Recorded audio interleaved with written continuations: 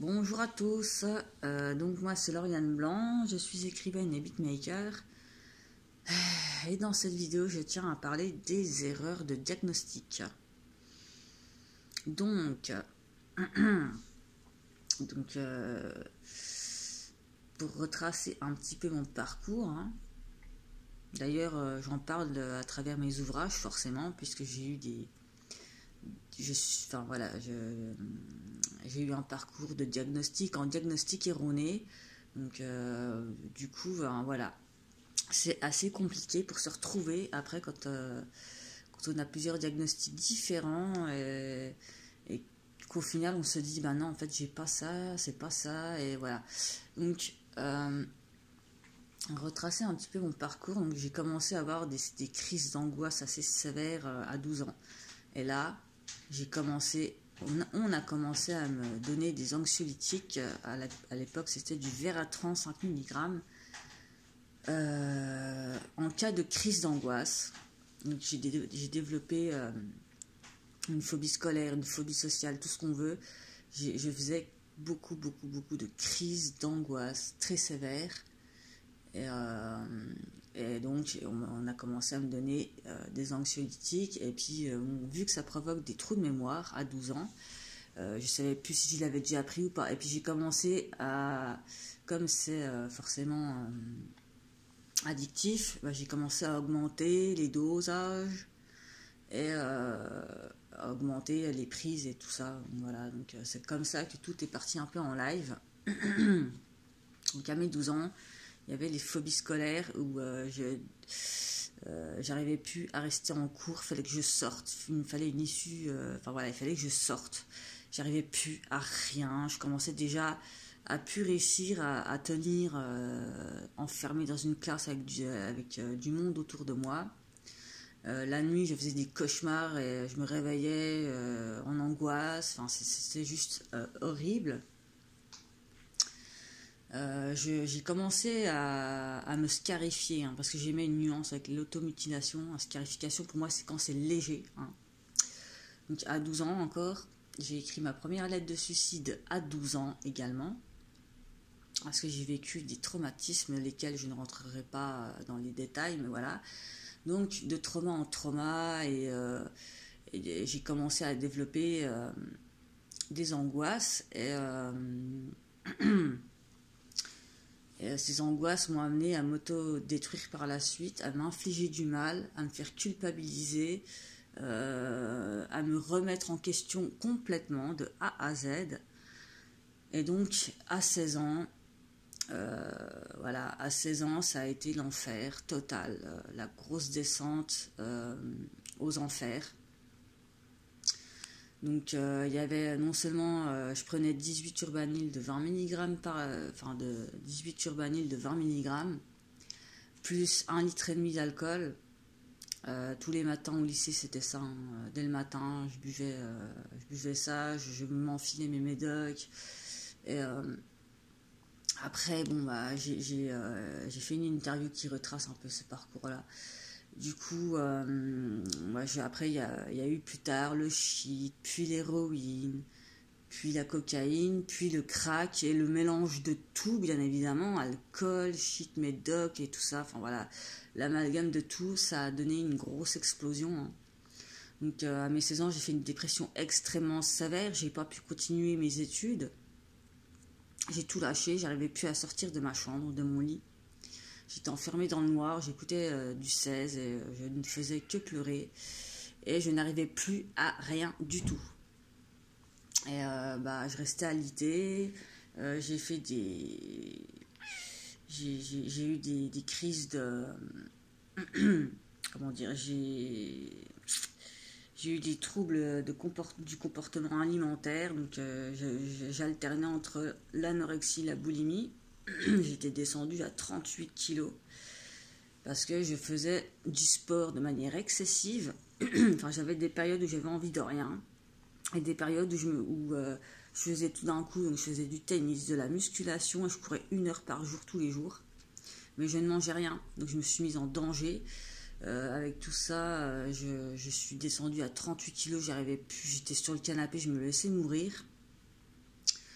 Donc voilà, anorexie, boulimie mentale, il y avait l'automutilation, c'était devenu de la charcuterie, je me suis sectionné des tendons, des nerfs, enfin voilà, c'était juste horrible. Après, bah, il y a eu également les TS. Hein. TS, enfin, j'ai essayé de me pendre, j'ai essayé de... Enfin voilà, c'est trash comme truc, mais j'ai fait des IMV, des overdoses et des TS qui auraient pu me coûter vraiment la vie. Parce qu'avec tout ce que j'ai pu ingurgiter, j'ai été en réa, j'ai eu des... Voilà, j'ai frôlé la mort, hein, je l'ai touché, j'ai vraiment... voilà, j'étais en réa, j'étais dans le coma à plusieurs reprises et je suis toujours revenue sans séquelles, sans rien. Ma foi, c'est plus que de la chance, là. C'est pour ça que je me sens miraculée, on va dire. Donc voilà, plus toutes les addictions à côté, l'autodestruction, sur le plan physique, sur le plan moral, sur tous les plans, l'autosabotage et tout, tous les moyens par lesquels je pouvais me détruire, bah je crois que je les ai faits en fait finalement. Donc voilà, grosso modo, et du coup, donc, à mes 16 ans, j'ai eu un premier diagnostic qui était la schizophrénie. Non, je me trompe, désolé. C'était borderline état limite. Et par la suite, ça a été bipolaire et schizophrène. Et après, ça a été schizophrène et béphrénique. Et au jour d'aujourd'hui, mon psy a mis trouble de la personnalité, parce que c'est un terme très vaste. Donc, en gros, voilà, il a juste mis trouble de la personnalité, alors que j'ai eu un diagnostic d'autisme assez récemment. D'autisme et je pense de TDAH parce que j'ai le cerveau qui ne s'arrête jamais, qui part dans tous les sens. C'est pourquoi j'ai du mal à parler parce que c'est voilà, c'est un peu sinueux là-dedans, hein, c'est un peu le bordel. Et voilà, donc je voulais en arriver au fait de avec tout ça, hein, les addictions et compagnie, bah, je me suis sortie de tout ça bien évidemment, des troubles alimentaires. J'ai réappris moi-même à manger à mon rythme, à ma manière, et à écouter mon corps. Je me suis pardonné du mal que je me suis infligé et j'ai arrêté de culpabiliser pour ce qui n'était pas de ma responsabilité en finalité, de tout ce qui avait pu m'arriver. Et je me suis pardonné du mal que je me suis fait et du coup c'est comme ça que j'ai réussi à arrêter les addictions, donc l'héroïne, la méthadone, enfin voilà, j'ai arrêté beaucoup de choses, donc tout ce qui est shit, enfin tous ces trucs là, j'ai arrêté beaucoup de choses. Par contre, mon traitement de base, enfin mon traitement psychiatrique, lui, je ne peux pas l'arrêter, donc je l'ai diminué au maximum de ce que je pouvais. Mais là, je ne peux pas aller en dessous pour l'instant, en tout cas, parce que c'est tout ce que j'ai... Voilà, je stabilise, et je ne pense pas qu'un jour je pourrais aller en dessous dans tous les cas. Donc j'ai un traitement, c'est pour les troubles bipolaires et la schizophrénie, alors que je ne suis à aucun moment schizophrène et bipolaire. Parce que, enfin voilà, après j'ai mes avis sur ces troubles-là, mais bon, bref. En tout cas, j'ai juste un mode de fonctionnement atypique. Je suis une personne hypersensible qui a eu des traumatismes et qui s'est développée de manière différente des autres personnes. Donc je suis une personne reconnue autiste. Donc déjà petite, je savais que j'étais différente. Hein, j'ai toujours su que j'étais différente. Mais pour moi, ça a été un peu de la charcuterie tout ça. Parce que de psy en psy, si vous allez voir 5 psychiatres différents, vous allez avoir 5 diagnostics différents. Donc allez plutôt... enfin voilà, il faut éviter d'aller voir des charlatans qui vous disent dès le 2e, 3e rendez-vous, vous êtes ci, vous êtes ça, nanani, nanana. Ça, les psychiatres comme ça, à éviter absolument. Si vous voulez pas vous retrouver terrassé, comme j'ai pu l'être, avec 12 médicaments dans la tronche, hein, on m'a fait bouffer le Vidal. Hein. Quand je dis bouffer, c'est clairement que je le connais presque sur le bout des doigts. Hein. Vous me sortez un médicament ancien, bah, je le connais très certainement, quoi. Donc, toutes les classes, ils ont... Voilà. J'ai eu droit aux antidépresseurs, j'ai eu droit à tout, même... à des... Enfin, voilà, ils m'ont tout fait bouffer, quoi. Et c'est juste meurtrier, criminel, dégueulasse. J'ai eu droit à tous les diagnostics possibles. Et j'apprends que, en fait, finalement, je suis moi. Hein. C'est-à-dire que je suis une personne différente, atypique, qui fonctionne à ma manière. Et j'ai jamais réussi à m'adapter. Et ça m'a fait souffrir énormément. En plus des traumas, bien évidemment, ce sont des accumulations de choses qui font qu'à un moment donné, vous avez envie de vous effacer de cette vie. Parce que vous comprenez rien et que personne ne vous comprend. Mais au final, vous ne retenez qu'une chose. C'est que, voilà, la seule personne qui est en mesure de se comprendre, c'est vous-même, en fait. Vous n'avez pas à demander aux autres de vous comprendre parce que de toute façon, personne ne peut comprendre dans tout. Personne, enfin voilà, n'est dans la capacité de vous comprendre dans votre entièreté et tout ça. Donc, le principal, c'est de se comprendre soi-même. C'est de se pardonner à soi-même. Il faut arrêter de...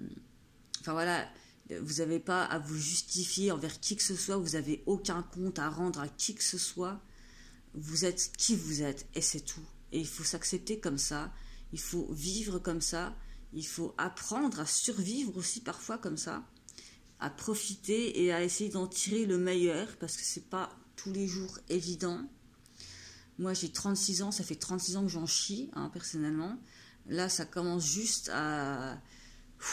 Voilà, les angoisses, enfin voilà, tout ça, ça commence à être un peu mieux, même si bon, voilà, il y a des autres points sur lesquels c'est pas ça, mais on est, comme je dis, et il faut s'accepter comme on est.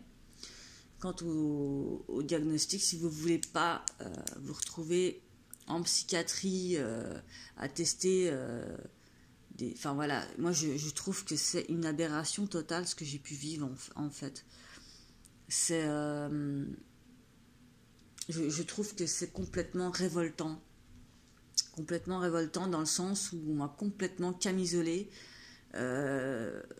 juste pour le plaisir de me camisoler la tronche en fait, de me faire taire hein, par le biais des médicaments et au final je me rends compte que je suis simplement différente et on m'a condamnée, on m'a empoisonnée et on m'a emprisonnée pour ça. Je trouve ça voilà, c'est juste ignoble. Donc faites attention, si vous voyez un psychiatre qui au bout d'une semaine vous pose un diagnostic, fuyez en courant quoi. Si vous vous sentez différent déjà, essayez de vous auto-analyser. Je suis désolée de dire ça, mais je pense que votre vécu vaut beaucoup plus que la théorie des psychiatres qui, eux, n'ont pas le vécu, hein, qui n'ont que la théorie, mais qui n'ont pas de pratique et donc qui ne servent pas à grand-chose, puisqu'ils se contentent de mettre des termes sur voilà, de vous mettre une étiquette à laquelle vous ne correspondez très certainement pas. Donc, essayez de vous analyser avant, franchement, analysez-vous, vos fonctionnements, vos mécanismes, essayez de vous comprendre, avant d'aller voir vraiment une personne compétente pour en parler et pour faire le bon diagnostic dès le départ. Parce que sinon, vous allez passer par des chemins, mais je vous raconte même pas. Je sais même pas comment je me suis sortie vivante de tout ça. Honnêtement, je ne sais pas. Donc, voilà. C'est tout ce que j'ai à dire. C'est juste pour mettre en alerte les personnes qui sont trop vulnérables et qui sont susceptibles de se faire avoir en psychiatrie, parce que la psychiatrie, un peu ça. La psychiatrie, c'est un enfer parfois. Enfin, ça dépend où, hein. Peut-être qu'il y a il y a peut-être des HP où ils traitent les patients avec ce qui m'étonnerait fortement. En fait, ils abusent complètement avec les patients. Hein. Oui, viens là, mon cœur. Enfin bref, quoi, vous avez compris, hein, la psychiatrie, moi je l'ai vécu pendant 6 ans. C'est bon, j'ai connu l'isolement, j'ai connu la contention pour des raisons non fondées. Ils essayent d'appuyer là où il faut pour vous mettre en colère et pour prétexter ensuite, oh, on va vous mettre en isolement si vous continuez. Enfin, en fait, vous voyez, ils jouent avec vos nerfs, hein. La psychiatrie, c'est un mensonge, c'est un grand mensonge. D'ailleurs, je le dis dans mes ouvrages, hein, il y en a un qui s'appelle Le mensonge psychiatrique, parce que bien évidemment, c'est de la torture, hein. Enfin, qu'il existe encore au jour d'aujourd'hui la contention et l'isolement. Excusez-moi, mais ce sont des pratiques barbares, et ça, je ne changerai pas d'avis là-dessus, hein, ça c'est clair et net. On reste des êtres humains, hein. Et voilà, tout simplement, enfin bref, mon coup de gueule sur la psychiatrie, j'en ai étalé sur 8 ouvrages différents que vous pouvez retrouver. Donc voilà. Sur ce, faites attention à vous. Voilà, c'est tout ce que j'ai à dire. Merci de votre attention.